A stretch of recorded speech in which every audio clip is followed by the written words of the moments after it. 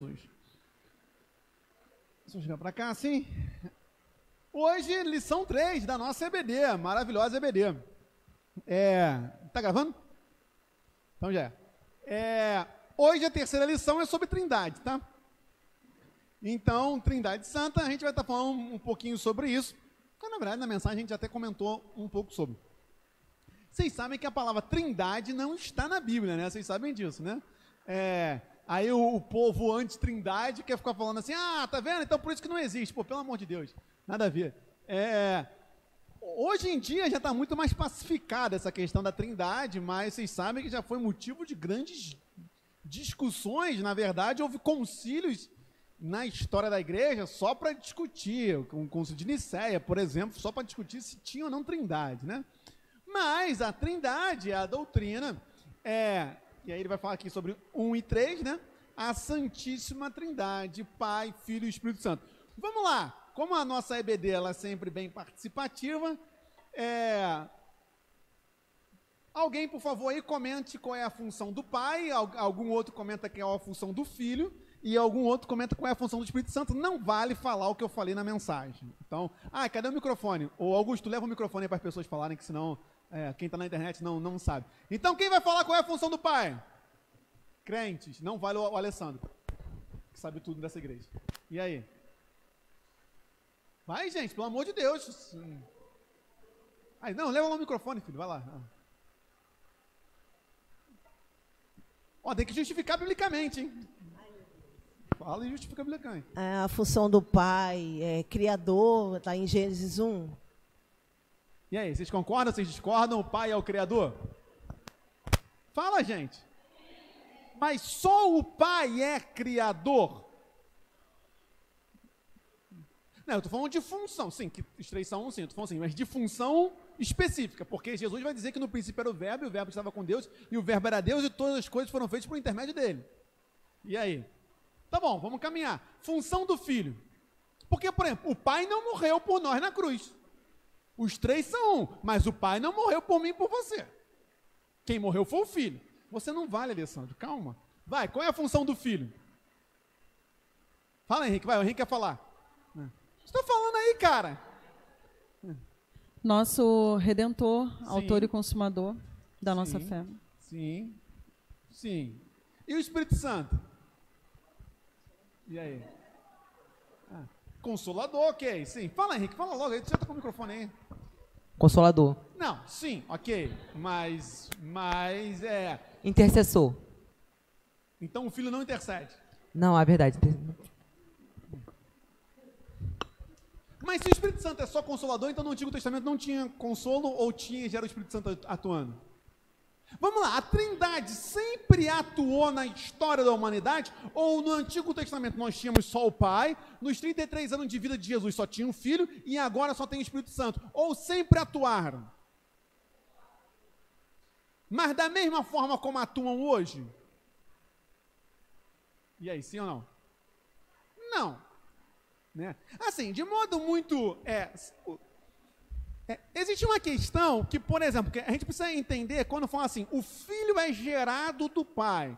Sim, o Filho é gerado do Pai, até porque isso é bíblico, mas não é que o Filho começou a existir a partir do Pai. Não é isso.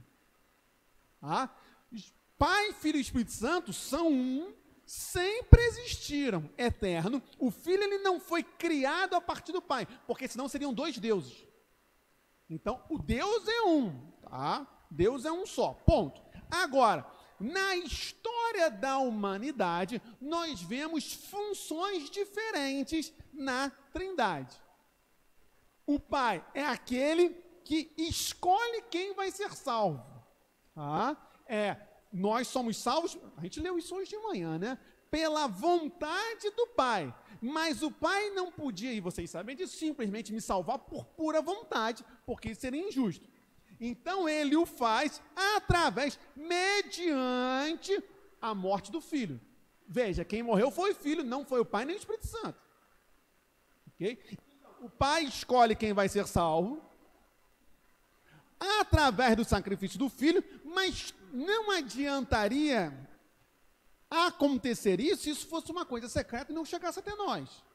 como eu fico sabendo de tudo isso? Através de quem? Do Espírito Santo. Assim, como é EBD a gente pode aprofundar algumas coisas. Existe a oração padrão, a oração bíblica, ela é feita como? Para quem? Gente, não é óbvio, vamos lá, entenda o que é aprofundamento e o que não é aprofundamento. Então é errado quando eu falo que eu oro para Jesus? É óbvio que não, mas vamos crescer e amadurecer na fé. O certo é orar a quem? Eu oro para o Pai. Se fosse assim, provo, Pai nosso que estás nos céus. Então, eu oro para o Pai, em nome de quem? Do Filho. Mas, e quando eu me distraio, quando vem um sentimento ruim, quem é que está acertando as arestas da oração? O Espírito Santo. Exato. Então, a gente consegue também entender as funções da Trindade, na oração. É lógico, meus irmãos, você fala assim, mas eu não posso falar, Jesus me ajuda. É lógico que eu posso, mas entenda. Eu oro ao Pai, em nome do Filho, e quem vai me ajudando, porque não sabemos orar como convém, mas o Espírito Santo nos ajuda com gemidos inexprimíveis, é o Espírito Santo. Tá? É assim que funciona a oração. Calma, cara, eu vou te dar a palavra. É assim que funciona a oração. E aí sempre tem aquela pergunta, e se eu, no final da oração, não falar em nome de Jesus? Meus irmãos, assim, a própria oração do Pai Nosso não vai terminar em nome de Jesus, porque não fazia sentido Jesus orar em nome dele mesmo. Sim, até fazia sentido porque ele era Deus, mas não naquele momento. Eu não vou dizer que se você... aí, novamente, tem que você entender os contextos. Tá? Tem que você entender os contextos. Uma coisa o cara não conhece nada de Bíblia, está desesperado, fala assim, Deus me ajuda, ponto, Deus ouve. Agora, eu e você, crentes, experientes, eu não posso terminar uma oração sem falar em nome de Jesus. Não posso. Tá? Não posso. Porque tem um pessoal que fala assim, então Deus é legalista, se não falar em nome dele, ele não vai atender. Não é isso, é entender os contextos. Tá? Tudo que fazemos é em nome de Cristo. Então, assim, a oração tem que ser em nome de Cristo, e entendendo que aí sim, por exemplo, é claro que vou bater de carro, estou vendo que vou bater, não deu tempo de falar assim, Deus me ajuda. Aí quem está movimentando isso aqui é o Espírito Santo. Tá? Mas tem que ser em nome de Cristo. Então, dentro da oração, a gente também entende as funções da Trindade, tá bom? Fala, Alessandro. Dá o microfone ali para ele. Calma aí, espera o microfone.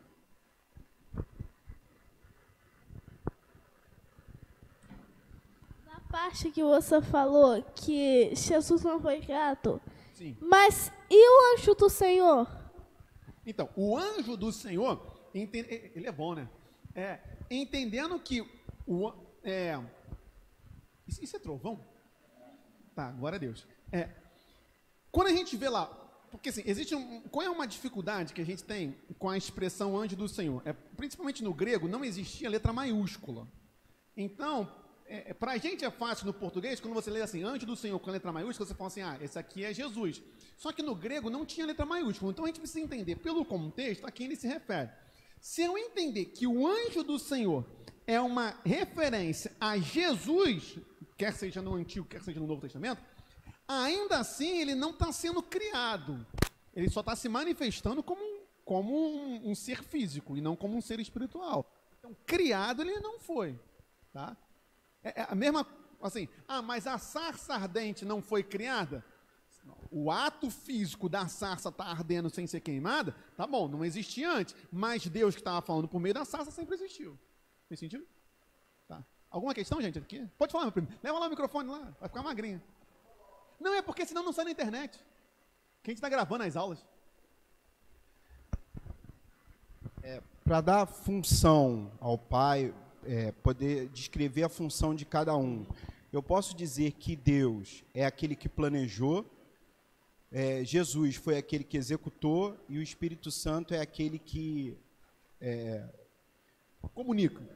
comunica, que interfere, que direciona, pegando aquele versículo, no princípio era o verbo, e o verbo era Deus, o verbo estava com Deus, porque Deus foi aquele que falou assim, haja, haja, haja. E se eu for trocar o verbo por Jesus, Jesus que estava fazendo tudo, Sim. era o executor. E o Espírito Santo era o Espírito que pairava Sim, sobre... sim, é perfeito, perfeito. Tá, meus irmãos? Amém. Meu marido é da forma mais rebuscada. Eu adorei um argumento que a irmã Glória trouxe no estudo, eu conversando com ela, estudando sobre a Trindade, e conversando com ela, ela falou assim, eu aprendi... Quando eu aprendi, era uma coisa que, até para mim, era dificultoso entender o que seria a Trindade em si. E ela trouxe um estudo muito profundo, né, que a Trindade seria a água. E aí eu falei, como assim, irmã Glória? A água é Deus. Ele está em tudo, né? Jesus é o gelo, que é algo palpável, né? Que veio à Terra como homem, como forma humana, e o Espírito Santo é o vapor. E isso de uma forma simples, mais profunda, digamos assim, e que nos deu completo entendimento. Por quê? A gente, muitas das vezes, a gente quer entender exatamente o que seja, e na verdade, a gente não precisa entender da existência deles, o papel de cada um e o motivador, o que age em nós de cada forma, né? Então, para mim, ficou bem claro dessa forma. Sim. Assim, o tema da Trindade é um tema extremamente complexo, tá? Aqui na aula a gente não aprofunda tanto, eu posso só pincelar alguns pontos de aprofundamento. Vocês vão ver que Agostinho vai falar muito sobre isso, ele vai ser o primeiro a dar uma sistematizada nisso. Tomás de Aquino vai falar muito sobre isso. Assim, mas não é um tema fácil, tá? Porque não é possível compreender plenamente. Existe uma discussão, e essa é uma discussão não pacificada, mas que, vamos lá, que é a questão da hierarquia dentro da Trindade. Se haveria hierarquia dentro da Trindade. Eu não consigo compreender uma hierarquia em que o Pai manda o Filho fazer e o Espírito Santo. Aí você pode falar assim, mas o Filho não veio cumprir a vontade do Pai? Então, aí que entra a grande discussão. Porque não é claro, e aí é uma discussão realmente muito ampla, se as funções da Trindade, e aí como o presbítero falou, aquele que ordena o Pai, o Filho enquanto executor e o Espírito Santo enquanto se comunica, se isso está circunscrito à história da humanidade. Como assim? Por exemplo, tirando a história da humanidade, ok? Então, criação, e quando eu falo história da humanidade, então inclua isso, rebelião no céu, demônios. Ok. Mas imagine que exista um outro universo. Nesse outro universo, a Trindade funcionaria da mesma forma? Essa é uma grande discussão. Não estou dizendo que a Trindade não existiria. Lógico que existiria. O ponto qual é? É que a forma como funciona a Trindade, o Pai enquanto, digamos, o arquiteto, o Filho enquanto executor, o Espírito Santo enquanto comunicador dessa informação, se isso é algo que diz respeito à humanidade ou não. Porque da onde vem essa discussão? Simples. Porque se existir uma outra criação na qual não há pecado, não há necessidade do Filho morrer. Fez sentido? Isso ficou muito louco. Então, eu sei que é complexo. A questão toda qual é? É que, mas o Filho não veio cumprir a vontade do Pai? Veio, mas isso foi um acordo na Trindade. Não é que o Pai esteja hierarquicamente superior ao Filho. Porque se o Pai estiver hierarquicamente superior ao Filho, eles não são iguais. Agora, existem pessoas que discordam disso, tá? Mas eu não consigo conceber uma hierarquia dentro da Trindade. O que eu entendo é que na Trindade é um Deus. Se o Pai está acima do Filho, logo não é igual. Entende? E ele tem que ser igual. Por isso, eu não concebo uma hierarquia dentro da Trindade. O Filho veio cumprir a vontade do Pai, que também era a vontade do Filho. Só que quando o Filho estava em carne humana, a sua humanidade tinha que obedecer ao Pai. Isso fez sentido? Ficou muito louco. Não estou falando essa parte agora, tá? Agora, você vai ver algumas pessoas defendendo hierarquia. Que o Filho e o Espírito Santo estão subordinados ao Pai. Eu não consigo entender uma subordinação de um ser que é um só. Tá? Porque ao falar em um só, assim, se vocês quiserem um termo mais filosófico, a gente diz que é uma mesma substância. Pai, Filho e Espírito Santo têm a mesma substância. Eles têm a mesma propriedade. Como assim? Para ficar um pouco mais claro. por que Jesus foi acusado de blasfêmia? Vocês sabem, Jesus foi condenado por 2 crimes. 2 crimes pelos judeus. Por Roma, ele foi condenado por ser um revolucionário. Mas pelos judeus, Jesus, eu já falei isso na Páscoa, Jesus foi condenado por 2 crimes. O primeiro, blasfêmia contra o templo, quando ele disse que destruiria o templo e reconstruiria em 3 dias, que não era o templo de Jerusalém, era o próprio corpo. Mas a outra blasfêmia que Jesus foi acusado, os judeus entenderam, só que não era blasfêmia. Foi o quê? Quando Jesus fala que é Deus. Ou melhor, quando Jesus fala que é filho de Deus. Porque quando Jesus fala que é filho de Deus, o que os judeus entenderam? Ora, o exemplo que eu dou é sempre esse. Se meu pai e minha mãe são seres humanos, eu não poderia nascer golfinho. Por quê? Porque para eu nascer golfinho, meus pais tinham que ser um golfinho. Ora, se Jesus diz que é filho de Deus, isso é igual a ter a mesma natureza que Deus. Por isso que nós somos filhos por adoção e não filhos diretos, porque nós não somos deuses. Então, quando Jesus fala que é filho de Deus, e aí o sumo sacerdote rasga as vestes, porque ele fala assim, caramba, então ele está falando que é igual a Deus, tem a mesma substância que Deus. Isso é a Trindade, a mesma substância. Gente, foi alguma questão? Porque a apostila está muito mais fácil do que isso que eu acabei de falar. Está muito mais simples. Fala, Alessandro. Só uma dúvida.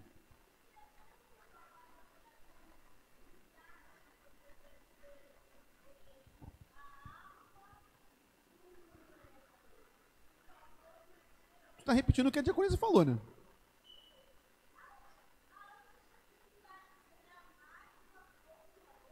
Eu não entendi nada do que é só comparação.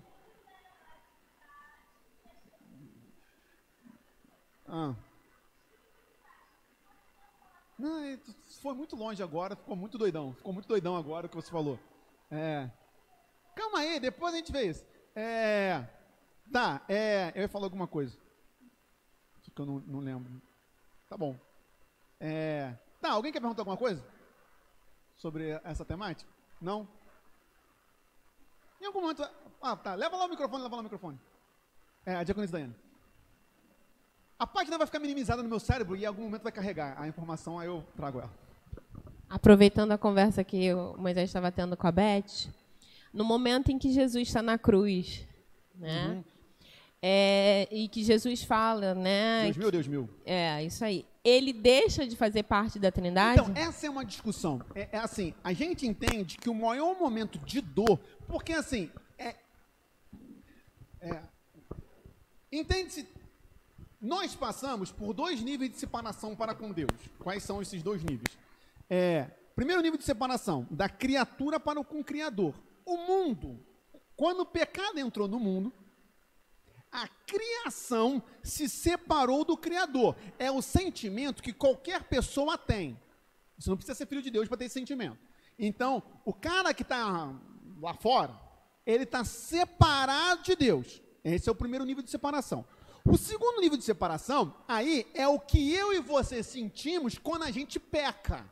Porque a pessoa que não tem Jesus, quando ela peca, ela sente. Porque a ira de Deus se revela dos céus sobre toda a criatura. Romanos vai falar isso. Mas uma coisa é um ímpio pecar, outra coisa, ou pelo menos deveria ser, obrigado, é um crente pecar. Quando o crente peca, existe não é uma sensação, mas o Espírito Santo nos confronta com o nosso pecado. Então, é o nível de separação do filho pródigo. O filho, quando sai, não é igual quando um servo que não é filho sai. Essa é a questão. Mas Jesus passa por um terceiro nível. Qual é? A separação do Pai. Assim, fisicamente, como é possível conceber fisicamente a separação do Filho do Pai? Eu não tenho como conceber fisicamente, mas que Jesus foi separado, foi. Por quê? Porque é exatamente quando fala aqui que ele foi feito pecado. Veja, o texto, a gente leu isso hoje de manhã, o texto não diz assim, Jesus foi feito pecador ou Jesus carregou o pecado. O texto fala que Jesus foi feito pecado. Ora, o que significa dizer que Jesus foi feito pecado?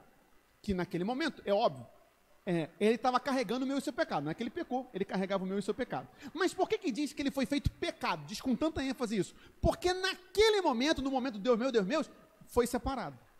Porque é impossível que o pecado conviva com a santidade de Deus. É por isso, provo. É o único momento que Jesus não chama Deus de Pai. Ele não fala, Pai, por que me desamparaste? Ele fala, Deus meu. É a condição de separação. Então, sim, foi separado. Esse é o momento de maior dor, tá? O momento de maior dor não foi as flagelações, não foi a humilhação. O momento de maior dor é quando a Trindade... Tá? Ah, mas como é que isso se dá? Quer falar? Leva lá pro... Tá aí o microfone já? Leva lá o microfone. Ah, mas como é que isso se dá no plano físico? Ah, não sei. Não sei. Até porque considere o seguinte, Jesus morreu? Morreu. O Pai morreu? Não. Mas como é que Jesus morreu e o Pai não morreu se eles são um só? Mas é isso. É certo afirmar, então, afaste de mim esse cálice, esse momento, e não o momento da cruz, da dor, do Calvário? Sim. Que esse era o momento de maior dor. Eu diria, e a morte, né? É porque aí realmente compara, não, eu diria que sim, porque é melhor morrer do que ficar sem Deus, né? Sim, então sim. A morte exato. Esse é o grande momento de dor, tá? Quer falar? O Igor quer falar aqui. Misericórdia, Jesus amado. Rapaz, eu vi assim um estudo do Hernandes Dias Lopes, ele falando sobre a Trindade, né? Aí ele faz analogia com a morte. A morte é a separação da alma do corpo. E ele coloca Jesus, quando está em pecado, preso o pecado é a morte, ele está se separando do corpo que é do Pai, né? De um só. Pode ser. E poderia ser a maior dor dele naquele momento de divisão. O Deus meu, por que me desamparaste? É porque assim, Jesus sentiu o desamparo. Ele sente o desamparo. Porque é um momento que ele carrega os nossos pecados. Tá? E aí, tanto que, porque Deus meu, por que me desamparaste?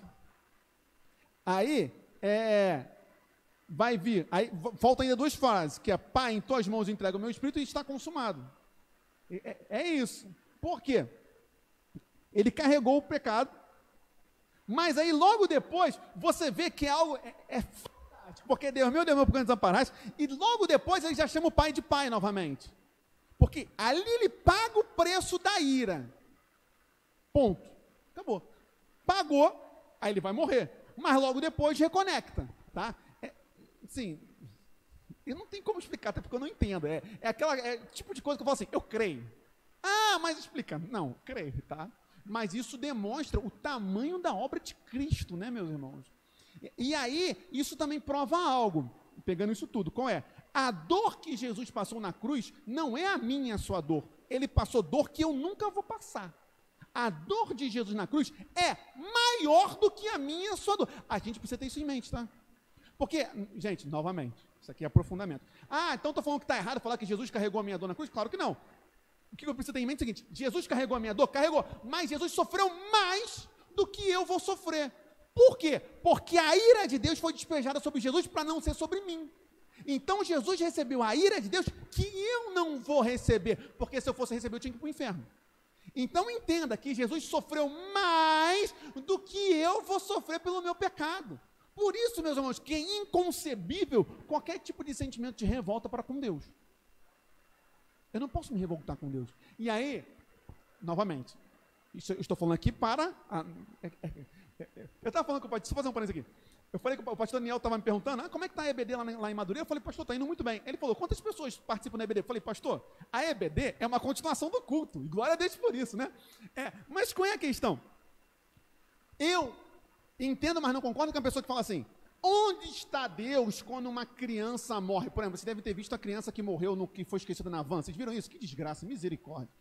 Ah, cadê Deus? Meus irmãos, entenda que Deus passou uma dor pior do que essa, e eu não tenho noção de que dor é essa, de um pai e uma mãe ter tido filho cozido numa van. Mas a dor que Jesus passou na cruz é superior a qualquer dor humana. Tá? E aí, novamente, só para pegar o que eu falei na mensagem de hoje, isso não é karma do tipo assim, a criança morreu na van torrada porque ela fez alguma coisa ruim na vida passada dela. Em nome de Jesus, não é isso. O ponto qual é? É que a maldade do mundo é fruto do pecado. O mesmo vale para a doença. Não estou falando que aquele que está doente porque está em pecado. Mas se não houvesse pecado, não existiria doença. Esse é o raciocínio, tá? Agora, isso significa então que se eu estou em pecado, eu estou doente? Não. Eu posso estar doente porque estou doente porque eu sou ser humano. Agora, todo pecado traz consigo doença? Traz. Tá? Davi fala isso, né? Enquanto calei os meus pecados, os meus ossos envelheceram. Tá? Fomos longe, glória a Deus por isso. Eu gosto muito da EBD por isso, porque a gente pode ir muito longe. Fala. Ah, não, então depois quando tu pensar, tu fala.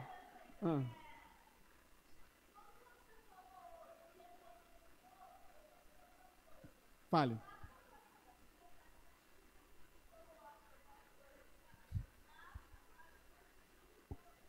Pode ser. Pode ser. O cabo, o Wi-Fi foi reconectado, né? Pode ser, pode ser. Alguma questão, meus irmãos? Que aí a gente vai para a apostila. Vocês vão ver que agora a apostila está fácil. Tá? Não? Então vai subindo aí, por favor. Tu quer falar? Pode falar, cara. Fala, Renan. Não, pode deixar. Já falei, não existe dúvida burra. Burrice é continuar na dúvida. Não, então pode falar. Vocês estão com vergonha de falar, meu Deus? Não, assim, ele perguntou quando você falou sobre karma...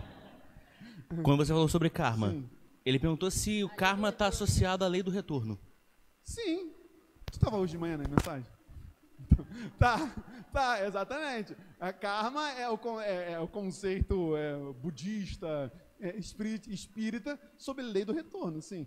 Que não é lei da semeadura. Eu falei isso de manhã e posso aprofundar agora. Em nome de Jesus. Novamente, a lei da semeadura é simplesmente para falar que se você planta espinho, tu vai colher espinho, tu não vai colher fruta. Karma não é isso. Karma é um sistema de justiça. Eu biquei tua perna, então eu vou quebrar meu pé. Não confundo. Gente, não se esqueçam. As deturpações partem da Bíblia. A pessoa pega uma verdade, por exemplo, a lei da semeadura, e deturpa isso. Tá? É o que Satanás sempre fez. Então, semeadura existe, lógico. Lógico. Só que qual é a questão? Você pode falar assim, mas qual é a diferença? A diferença é Jesus. Porque, veja, fui um péssimo pai. Semeei discórdia na minha família. Por causa da lei do karma, eu vou ter que sofrer por isso. Vem para o evangelho. Fui um péssimo pai. Semeei discórdia na minha família. Se eu me arrepender e clamar, Deus não pode quebrar isso? Pode. Essa é a diferença. Que Deus pode exercer misericórdia e não é me fazer colher uma família unida, eu tendo plantado a família desunida. Não, é exercício de misericórdia. É transformação que o evangelho faz. Essa é a grande diferença, tá? Então não é karma. É completamente diferente, tá? Deixa eu falar, senão não consigo caminhar. Oi? Leva lá para tua mãe lá. Porque senão quem está na internet não ouve. Essa é a questão, não é pra gente aqui. Essa questão que você está falando aí tem a ver com maldição hereditária? Tem a ver com o quê? Maldição hereditária. Então, maldição hereditária é, assim, o conceito de maldição hereditária, ele vem, o pessoal pega muito a história de Abraão, né? Porque Abraão, ele fingiu que a esposa era irmã, e você vai ver Isaac fingindo que a irmã, que a esposa é irmã, e a mesma situação lá com Jacó. Assim, não existe conceito maldição hereditária escrito na Bíblia. E não é que Satanás não possa exercer uma maldição hereditária numa família aí que está no Satanás. Agora, em Cristo, isso não tem nenhum tipo de relevância. Tá? Cristo, ele não está subordinado a isso. Agora, é possível haver uma maldição hereditária sobre uma família que não está em Cristo? Sim, como é possível haver qualquer coisa com alguém que não está em Cristo. Mas, então vamos fazer um culto para quebrar a maldição hereditária na minha família? A partir do momento que eu aceitei Jesus, quebrou. Eu não preciso fazer um culto de libertação para quebrar uma maldição hereditária na minha família, se eu já aceitei Jesus. Ou eu aceitei ou não aceitei, porque uma mesma casa não pode ter dois senhores. Esse é o ponto.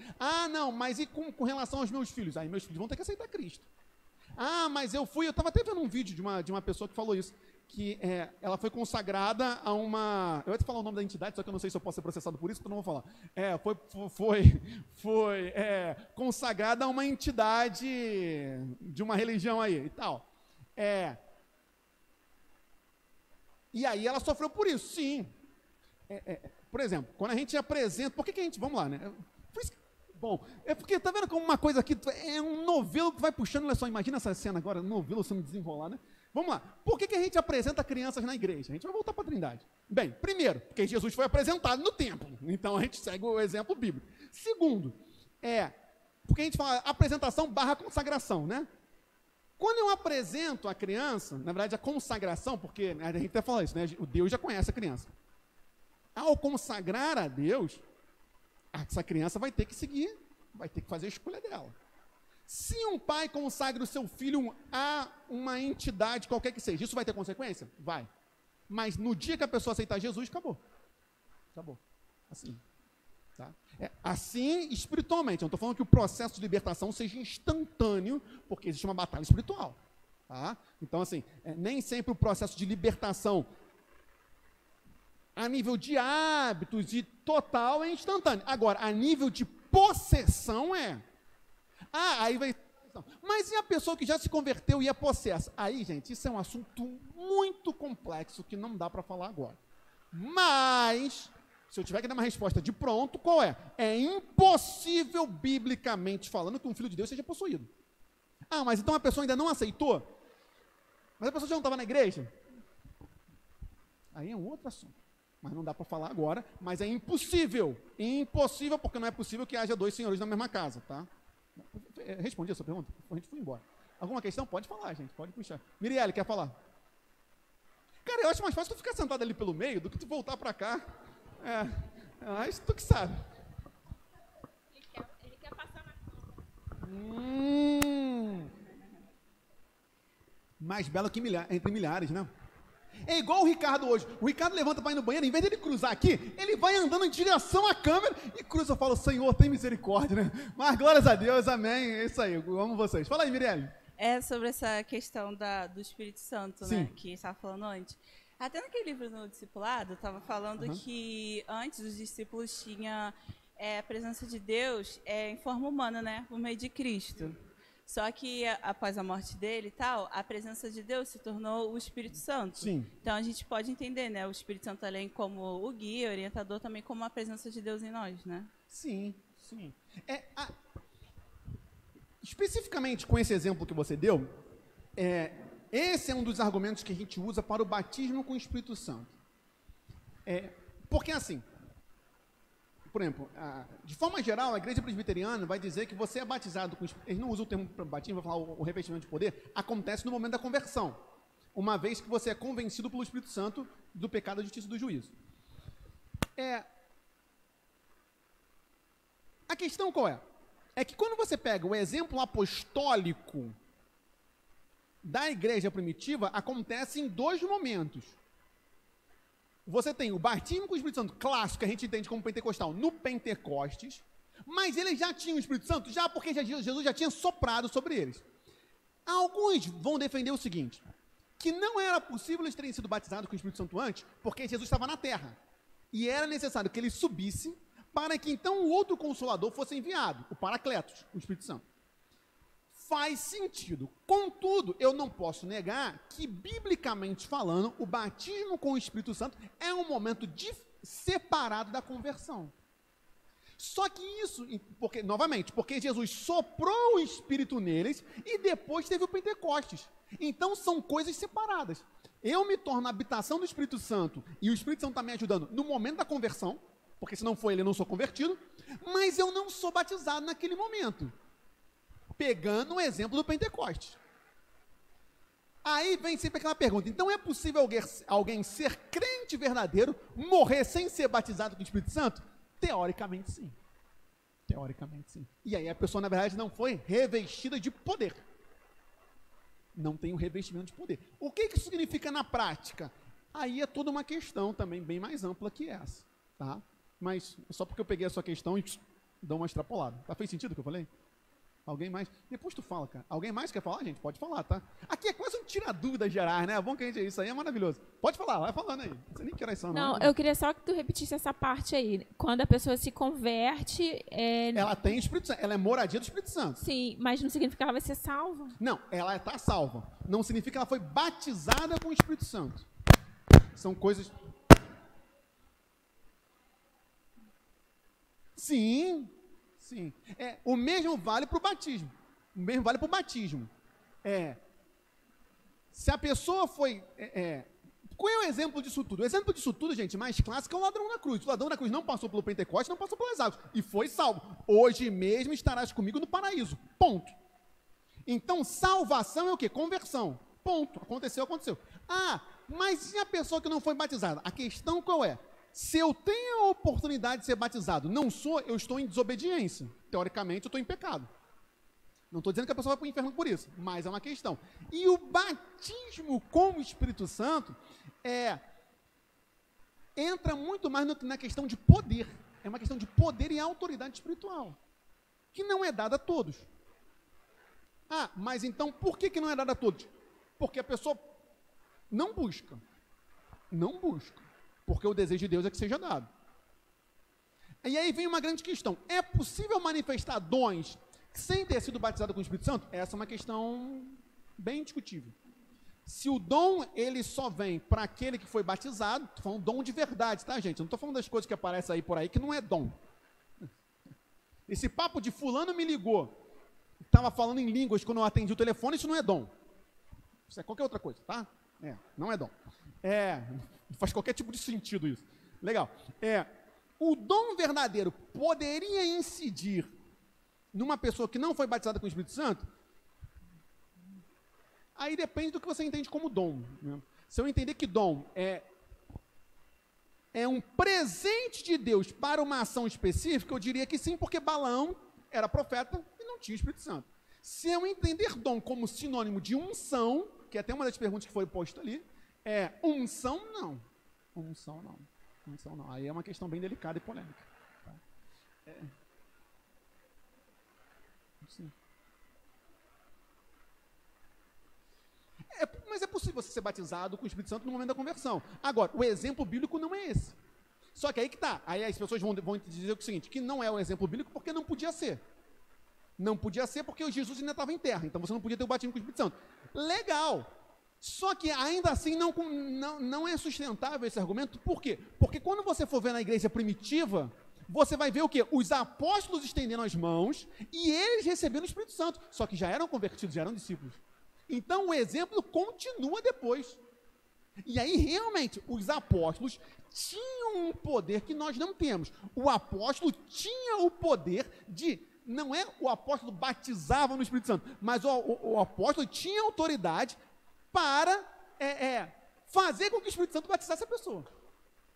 O apóstolo tinha poder para isso, nós não temos. Mas se a gente pegar aqui Atos, é que eu estou falando, eu fico citando os exemplos de cabeça sem mostrar, né? Mas é o que é visto, tá? E aí, assim, portanto, o exemplo da igreja primitiva continua sendo o mesmo exemplo de que o batismo com o Espírito Santo acontece depois, tá? Quer ver? Tal. Tem aquela questão da sombra de Paulo, né? Que é uma questão também sempre polêmica, né? A sombra de Paulo curava? E tal, não sei o que, eu não vou falar sobre isso agora. Isso quem está falando de trindade, né? Eu só quero pegar aqui um exemplo, só para demonstrar.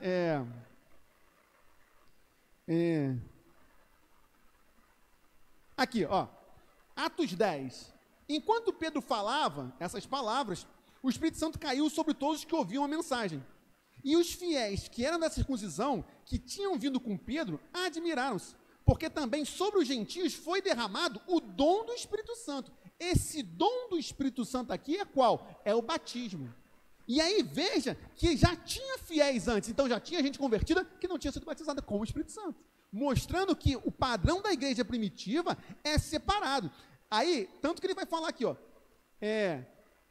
pois eles os ouviam falando em línguas e engrandecendo a Deus. Então Pedro disse, será que alguém poderia recusar a água e impedir que sejam batizados estes, que assim como nós receberam o Espírito Santo? Aí, veja que coisa interessante, eles ainda não tinham sido batizados na água, mas já foram batizados com o Espírito Santo. Então, veja como as coisas são fantásticas, né? E aqui, depois, é porque eu estou procurando assim, passando os textos, mas a gente vai ver exemplos dos apóstolos impondo as mãos, tá? E o Espírito Santo descendo, tá? Então, assim, pegando o padrão, só para fechar a questão, né? Pegando o padrão da igreja primitiva, o batismo com o Espírito Santo acontece fora do batismo, fora da conversão, tá? Em momento diferente. Só para pegar o exemplo. Aqui no final aqui já fala mais sobre Paulo, né? Não vai falar tanto sobre essas manifestações do começo. Alguma questão, gente? Vamos longe, né? Alessandro, você tem muitas questões, né? Glória a Deus por isso. Só ver se eu encontro mais algum exemplo aqui. Já foi passando aí? Tá, ótimo.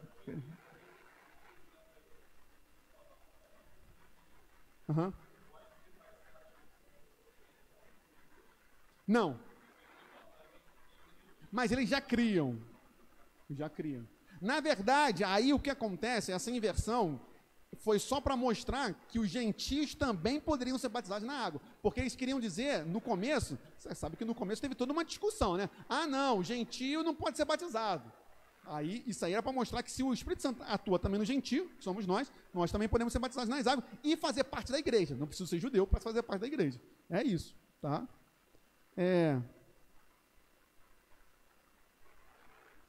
Exatamente. Quer ver? Não sei o que. Acho que isso já é o suficiente isso aí. Bem, vamos voltar aqui para a apostila, que a gente foi longe, glória a Deus por isso. 1 e 3, a Santíssima Trindade. Bem, o único Senhor, né? Esse texto aqui, meus irmãos, longe de mim dizer que está errada a citação, porque a citação está certa, mas esse texto aqui, se você for para uma discussão aprofundada, esse texto aqui, as pessoas não concordam com essa citação. Por quê? Vamos lá. Sempre que você pegar uma parte da Bíblia que esteja entre colchetes, que é o caso, existe uma discussão se havia ou não no original. Está dizendo que a Bíblia foi adulterada? Pelo amor de Deus. Não. A questão qual é? É que quando você pega uma parte entre colchetes, significa que nem todos os originais trazem esse pedaço. Tá? Então, há uma discussão porque ele fala assim, pois há muitos manuscritos, você vai ver assim, pois há 3 que dão testemunho. Vem para cá. O Espírito, a água e o sangue. Quando a gente fala o Espírito, a água e o sangue, e aí alguns manuscritos trazem essa explicação. No céu o Pai e o Espírito Santo, e esses 3 são um. Tá? O Pai, a palavra, no céu o Pai, a palavra que é Cristo e o Espírito Santo. Esses 3 são um, e os 3 são os que testificam na terra.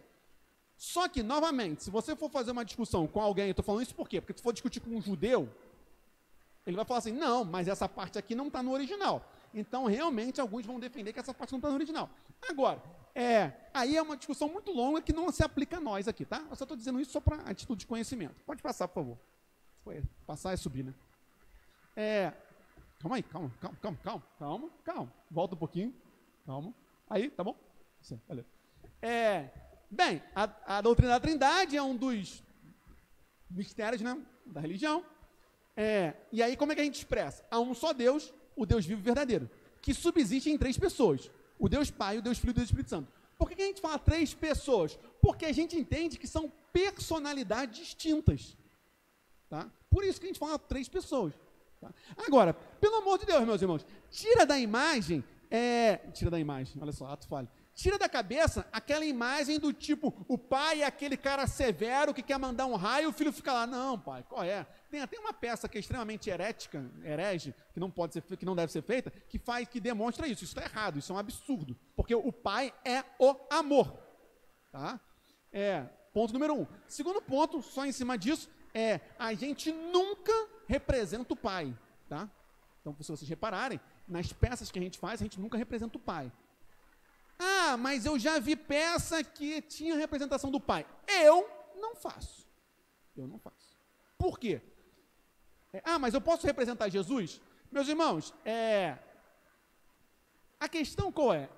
Algumas coisas é melhor, vai falar pecar, mas pecar ia ser uma palavra muito errada. É melhor você prezar por uma santidade extra do que cometer um erro. Por exemplo, é pecado comer no santuário? Pecado não é, mas eu não como.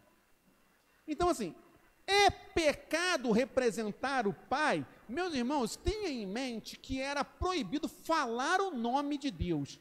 Representar o Pai, eu não faço. Agora, se a pessoa não tem problema, legal. Eu não faço. Representar o Filho é diferente. Por que é diferente? Porque ele se encarnou, então ele é a própria representação da divindade, tá? Então, por isso, quando a gente faz peça, a gente representa o Filho, Jesus, mas você não vai ver uma peça, normalmente, o Pai, tá? Se você já viu, se já foi feito, legal, eu só estou dizendo que eu não faço, e não correria esse risco. Por exemplo, vou dar até mais um exemplo. Gente, por favor, entendam as coisas.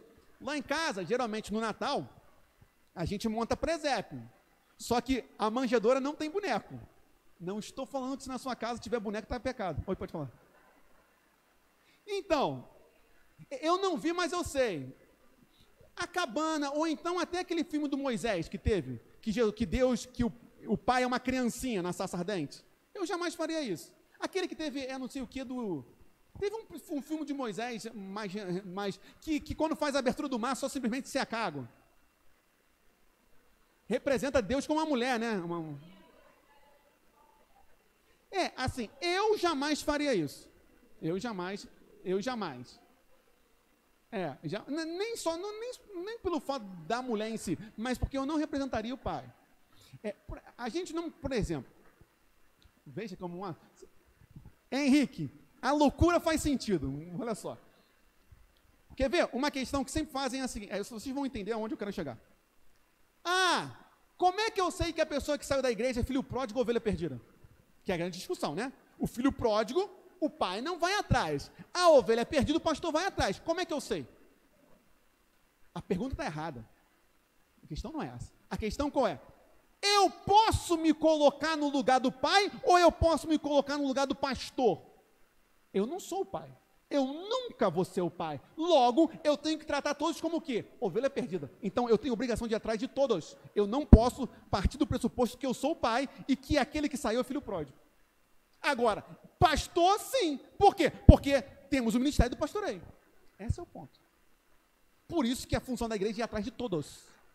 Todos. Fez sentido o que eu falei? Porque eu não posso... não, mas o meu ministério é ser como pai. Não, impossível. Isso não é compartilhado. Ser pastor é compartilhado. Significa então que eu tenho que ir atrás de todos, pegar no colo e trazer? Não, pegar no colo e trazer não. Mas que eu tenho que ir atrás, tem. Porque o pai vem atrás de mim. O pastor vem atrás de mim. Tá? Então, veja como a gente entende essas coisas. Por isso que eu não represento o pai. Eu jamais. E até quando, na época lá do teatro na igreja, quando já quiseram, eu falei, não. Não vai rolar. Tá? A gente representa o quê? A voz. Moisés. Então, a voz sim. Né? Ou então, por exemplo, aí novamente, entendendo os contextos. Aslan nas Crônicas de Nárnia, na verdade, Aslan nas Crônicas de Nárnia é Jesus, né? É Jesus porque ele morre, né? Então veja também, né? Interessante isso.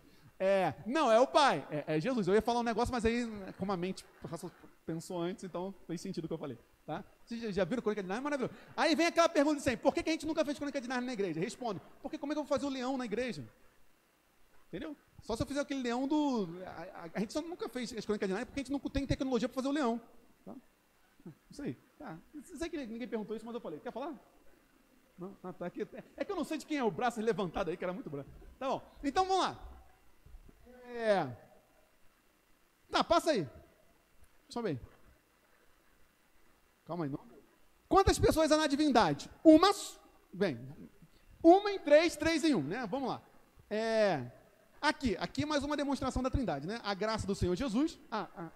É benção, né? O amor de Deus e a comunhão do Espírito Santo seja com todos, tá bom? E aí pregar e batizar e discipular em nome do Pai, do Filho e do Espírito Santo. Pode passar. Passar é subir, né? Calma aí, Renan. Calma. Tu não está enxergando aqui, não? Tá. É porque tu está vendo aqui, tá sem tela aí, né? É difícil, realmente. Então vamos lá. Há três pessoas na divindade. Pai, Filho e Espírito Santo. Aquilo que eu falei. Da mesma substância, iguais em poder. Iguais em poder e glória. Embora distintas nas suas propriedades pessoais. Como assim? Na sua personalidade. Tá? E aí pode subir. Só para comentar, né, que eu acho que é importante comentar algumas coisas. Existe uma discussão se o façamos é da trindade, tá? Eu entendo que é a trindade, prego defendendo isso. De que quando Deus falou lá, façamos o homem à nossa imagem e semelhança, Era um acordo da Trindade. Existem alguns autores que não concordam com isso e que acham que é o plural majestoso. O que seria isso? Quando a pessoa é um rei, não sei se você já viu, o exemplo não é bom, mas vocês vão entender. Você já viu a entrevista do Pelé? O Pelé fala assim, não, porque o Pelé e o Edson. O Pelé é um, o Edson é outro. Tá? O Tite também dá entrevista assim, não, porque o Tite faz isso e o Agenor fez isso. Você sabe que o nome do Tite é Agenor, né? Sabiam disso? Então, para quem não sabe, então. É como se fossem pessoas distintas. O que eu já falo com isso? Não é, se você pegar alguns textos, os reis, eles falavam na primeira pessoa do plural. Nós somos. Por quê? Porque o cara é muito poderoso. Então, alguns entendem que esse plural aqui não é a Trindade, seria o Pai falando. Eu não vejo sentido nessa interpretação, nesse texto de Gênesis. Só estou comentando isso. Gente, eu faço alguns comentários aqui, por quê? Porque eu sei que vocês estudam, e aí você vai pegar um texto e o cara vai falar isso. Então, só para entender por que eles falam isso, tá? Mas voltando para cá. Aí, aqui vem a questão, né? Aquilo que eu falei. Pois a qual... vou tirar essa parte aqui, que estava como texto imediato de Hebreus. Tu és meu filho e hoje te gerei. Aí pronto, dá ruim, né? Tu fala assim, tu acabou de falar que o filho não foi gerado do pai? Meus irmãos, e outra vez, eu lhe serei pai e ele me será filho. Não é que o filho passou a existir do pai, pelo amor de Deus, não é isso, tá? Ao falar que o filho foi gerado do pai, eu estou falando da encarnação de Cristo. Jesus foi gerado do pai e da Virgem Maria. Jesus físico, Jesus filho humano. Mas Jesus sempre existiu como pai, tá? É isso que significa, por favor. Tá? Pode saber. Aqui está falando do Consolador, né? Tá? Pode vazar, pode subir. Então, o pai gerou o filho foi gerado do pai, e o Espírito Santo procede do pai e do filho, desde toda a eternidade. Veja que o próprio sentido de desde toda a eternidade tem que dizer que os três estão juntos ao mesmo tempo, ok? Esse gerado é justamente no sentido da encarnação, mas não é que Jesus passou a existir. Jesus sempre foi aquele que era e que há de ser, tá? Cuidado. Tá, e aqui tudo igual, mesmos nomes, atributos, obras, etc. Aí só bem, essa é uma pergunta que, assim, existem... Pegar Suma Teológica de Tomás de Aquino é só para responder isso, assim. O que é Deus, né? Essa é a pergunta da humanidade, né? O que é Deus? Bem, Deus é espírito, e importa que seus adoradores adorem espírito em verdade. Assim, sério, caberia horas só para falar o que é Deus, tá? Mas vamos ficar com o versículo, porque o versículo é preciso, tá? Então, pode subir aí. Mas essa é a grande questão. Então, olha lá, Deus é espírito, tá? Além disso, ele é infinito. Ele é infinito em seu ser. Glória e bem-aventurança e perfeição, todo suficiente, eterno, imutável, insondável, onipresente, onipotente, onisciente, tá? Etc, etc, etc, etc, etc. Tá? Pode subir. Quem é o Filho? O Filho é o único mediador do Pacto da Graça, né? Eu e o Pai somos um, tá? Pode subir. E o Espírito Santo é o outro Consolador, né? Aquele que convence o mundo do pecado, da justiça e do juízo, tá? Então, aqui é basicamente tudo que a gente falou. Pode subir. Calma, você subiu muito. Isso aí. Ok, pode subir. Jesus jogou ao Pai e Deus nos enviou outro Consolador, tá? Veja, se é outro é porque Jesus já consolava, né? Então não faria sentido, tá? Ok. Pode subir. Assim, tá. Sim, não há politeísmo, que é importante saber, né? Mas acho que isso aqui é claro para a gente que não são três deuses, é um Deus só. Pode subir. Sim, não encontramos a palavra Trindade na Bíblia, tá? Um só Deus, ok? Não como deuses diferentes, mas um só Deus. Tá? Só estou vendo aqui quem está comentando. Tá, pode subir.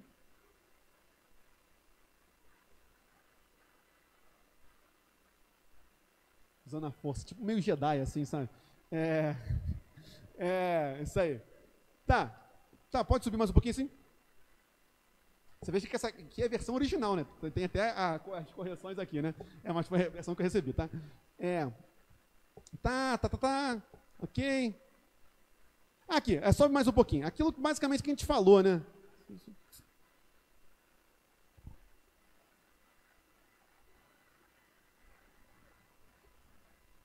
Calma. Aí. Aqui.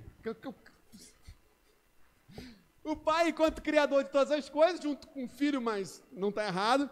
O Filho é o Salvador e Redentor, e o Espírito Santo enquanto regenerador e santificador. Porque a santificação acontece por ação do Espírito Santo, né? Então aqui você também está vendo as funções da Trindade, tá? A economia da Trindade, como você preferir dizer. Pode subir? Acho que esse aí é o final. Viu? Viu como na apostila é que aqui a gente dá uma enlouquecida e vai longe, né? Mas na apostila é o basicão, é o simples. Então, glória a Deus. Alguma pergunta, gente? Pode falar. Fala, Alessandro. Façam umas perguntas de vocês no papelzinho, bota lá para eu também responder no Instagram, que é muito maneiro. Fala. Ih, vai contar a história.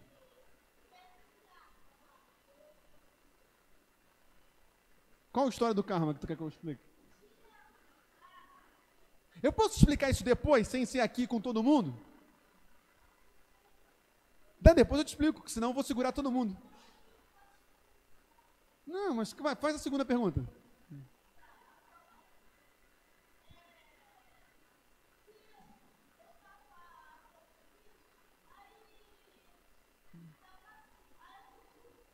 Qual?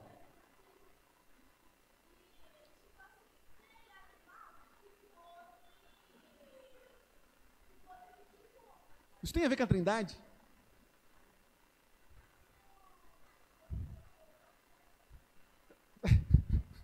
Eu não entendi qual é a ligação disso com a Trindade, não, mas tudo bem, pode ir, termina a pergunta.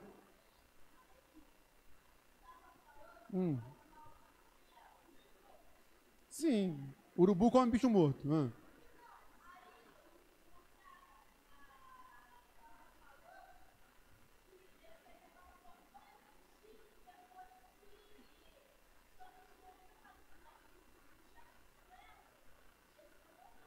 Não morria o ser humano. Animal podia morrer.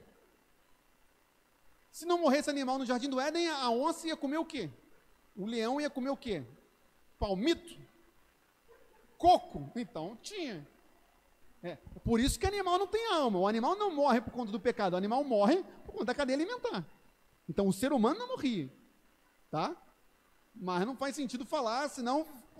Depois do pecado que o leão começou a comer carne, antes ele comia grama, e a grama não está viva, então tinha que comer pedra. Então, quem falou isso aí, não tem nada a ver. Tá? O que isso tinha a ver com a Trindade? Não sei, mas é isso aí, glória a Deus.